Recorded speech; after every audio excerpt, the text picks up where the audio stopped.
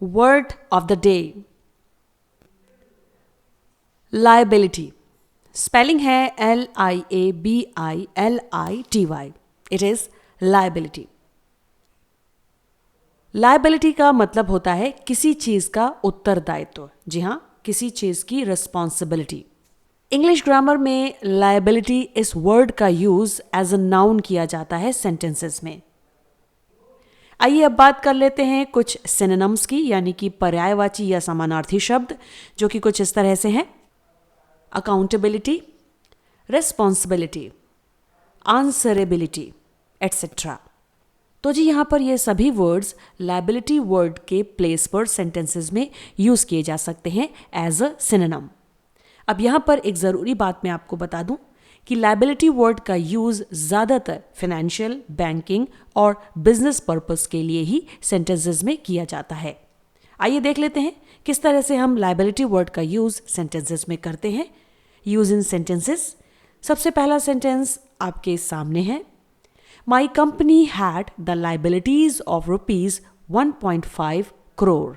और यहाँ पर इस सेंटेंस का मतलब है मेरी कंपनी पर 1.5 करोड़ रुपए की देनदारी थी, यानी कि उत्तरदायित्व था।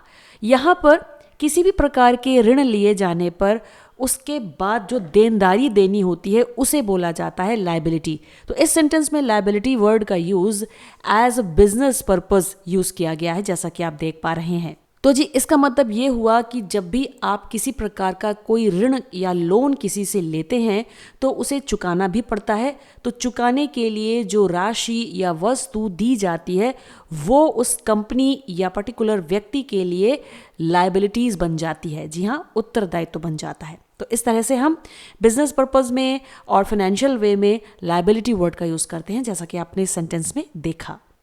आइए दोस्तों, लायबिलिटी वर्ड को एक और सेंटेंस में यूज करके देखते हैं ताकि हमें लायबिलिटी वर्ड अच्छे से समझ में आ जाए।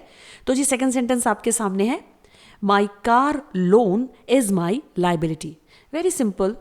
यहां पर इस सेंटेंस का मतलब है मेरी कार का ऋण मेरी देनदारी है या उत्तरदायित्व है। बहुत ही सिंपल।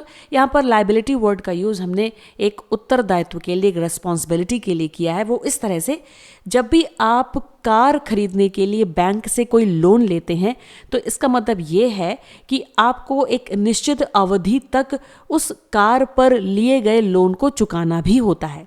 तब उस टाइम वो कार आपके लिए लायबिलिटी बन जाती है, उत्तरदायित्व बन जाती है, और उसे ही फाइनेंशियल वे में या बैंकिंग वे में कहा जाता है लायबिलिटी। यहाँ पर इसे आप कुछ इस तरह से कह सकते हैं कि कार जो लोन पर ली गई है वो आपकी बन गई है रेस्पॉन्सिबिलिटी, और आपको उस कार पर लिए गए ऋण को चुकाने के लिए जो धनराशि देनी होगी वो बन गई आपकी देनदारी। तो इस तरह से दोनों अर्थ में आप लायबिलिटी वर्ड को यूज कर सकते हैं। बेसिकली दोस्तों, यहाँ पर लायबिलिटी वर्ड का यूज बैंकिंग पर्पस के लिए ही किया जा रहा है इस सेंटेंस में। आई होप आप सभी को समझ में आ रहा होगा। चलिए अब देख लेते हैं नेक्स्ट सेंटेंस कौन सा है।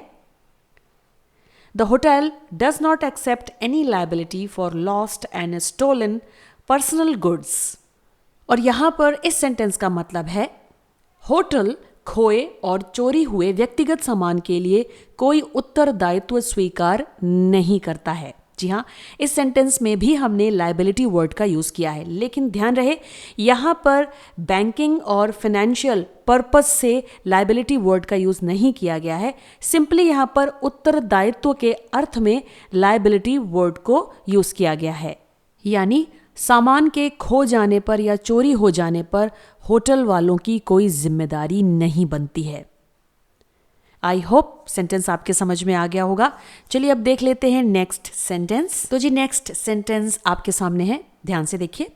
दे did not accept any liability for any damage caused by natural disasters. यानी प्राकृतिक आपदाओं के कारण हुए किसी भी नुकसान के लिए उन्होंने किसी भी उत्तरदायित्व को स्वीकार नहीं किया।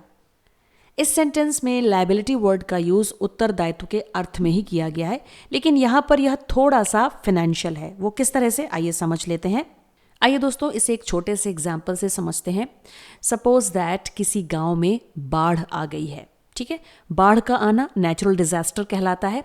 अब नेचुरल डिजास्टर के आ जाने पर गवर्नमेंट का ये उत्तरदायित्व बन जाता है, यानी वहाँ पर वो गवर्नमेंट की लाइबिलिटी बन जाती है कि गांव में जितना भी डैमेज हुआ है उसकी भरपाई के लिए वो गांव वालों को कुछ सहायता धनराशि दें। तो वहाँ पर वो सहायता धनराशि देनदारी बन जाती है, और देनदारी का मतलब होता है फिनांस। तो जी इस तरह से इस सेंटेंस में लायबिलिटी वर्ड का यूज़ उत्तरदायित्व के अर्थ में किया गया है, जो थोड़ा सा फिनेंशियल ज़रूर है।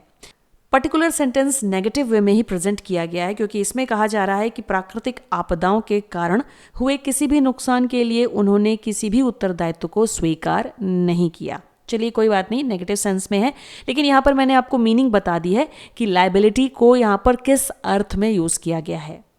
तो जी ये तो था word of the day, liability. I hope आप सभी को समझ में आया होगा कि इसका अर्थ क्या होता है, इसके सिनोनिम्स क्या होते हैं और किस तरह से इसे सेंटेंसेस में यूज़ किया जा सकता है। मिलती हूँ आपसे नेक्स्ट वीडियो में एक न्यू वर्ड के साथ। तब तक के लिए keep learning, keep watching. Thank you so much, bye bye.